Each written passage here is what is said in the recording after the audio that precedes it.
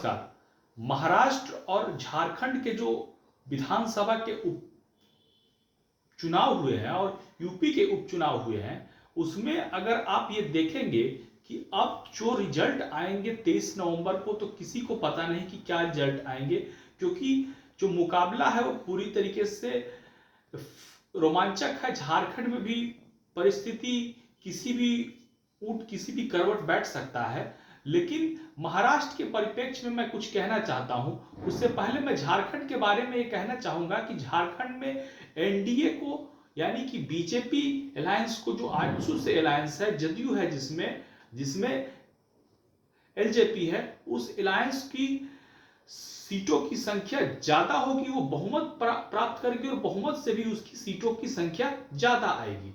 लेकिन अब दूसरी ओर महाराष्ट्र, जो कि देश की आर्थिक राजधानी है और इंटरेस्टिंग लड़ाई है, 6 मुख्य पार्टियां हैं, 2 शिवसेना, 2 एनसीपी, वहां पर पहली बार इस बार अब फ्रेश तौर पर बीजेपी सबसे बड़ी पार्टी बन रही है। ये तो हर कोई मान रहा है, हर कोई जान रहा है, कांग्रेस भी मान रही है। लेकिन कांग्रेस में ये सिरफुटबल है कि आखिर चीफ मिनिस्टर किसे बनाया जाए और किसे पद दिया जाए। और बीजेपी अलायंस में जो की बात की जाए, तो कांग्रेस की अलायंस में ये हार की सुगबुगाहट अभी से स्पष्ट तौर पर दिखाई देने लगी है कि कांग्रेस ये जानती है कि कांग्रेस तो अच्छा कर लेगी, लेकिन शिवसेना बहुत बुरी कर रही है और शिवसेना का जो परफॉर्मेंस है उसके कारण नीचे जा रही है महाविकास आघाड़ी, क्योंकि शिवसेना का जो कोर वोट बैंक है वो पूरी तरीके से आज शिंदे गुट के साथ है, क्योंकि शिवसेना ने विचारधारा से समझौता कर लिया है। अगर आपको कभी मौका मिले तो आप YouTube पर बाला साहब ठाकरे का विचारों को देखिए, उनके इंटरव्यू को देखिए, उनके सोच को पढ़िए। वो किस तरीके से दूरदर्शी नेता थे, कितने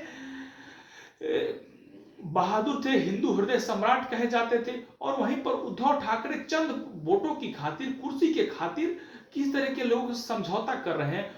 बाला साहब ठाकरे ने कभी कुर्सी पर वो नहीं बैठे, ना वो कभी जीवन में मंत्री बने, ना विधायक बने, सांसद बने, ना मुख्यमंत्री बने। फिर भी उनका जो रुतबा था, उनका जो पद था, उनका जो करिश्मा था, वो सभी उनको सलाम करते थे, उनको प्रणाम करते थे, इज्जत देते थे। लेकिन उसके ठीक उल्टा निकले उद्धव ठाकरे। उद्धव ठाकरे ने उस विचारधारा के साथ कंप्रोमाइज किया, जो विचारधारा औरंगजेब की विचारधारा है, बांटने वाली विचारधारा है, देश के सनातन को गाली देने वाली विचारधारा है, महाराष्ट्र की अस्मिता को गाली देने वाली विचारधारा है। उस विचारधारा को आखिर उन्होंने अपनाया। और भ्रष्टाचार के मामले में ये पार्टियां कितनी गंगोत्री बहाती है, ये किसी से कहने की आवश्यकता नहीं है, क्योंकि देश की जनता इन पार्टियों को बहुत अच्छी तरीके से जानती है। इस चुनाव में अगर सबसे बड़ा नुकसान किसी को होगा, थ्रेट्स किसी को होगा, तो वो उद्धव ठाकरे के शिवसेना को होगा। उनकी सीटें इस बार बहुत कम आने वाली है। लोकसभा में भी बहुत ज्यादा सीटों पर लड़कर उतनी सफलता नहीं मिली जब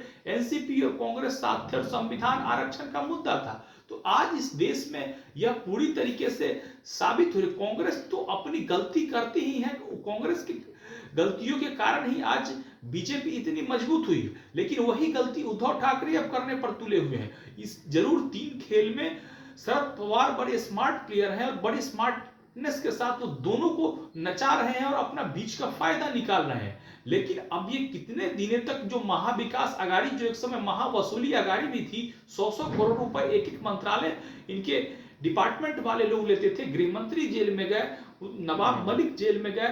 तो इस तरीके की पार्टी अब सरकार में है, चलाने के बाद अब ये देखना पड़ेगा कि आखिर जो पूरा फिगर है वो कैसा आता है। लेकिन जरूर पूरी तरीके से बढ़त बीजेपी और एनडीए को है। धन्यवाद।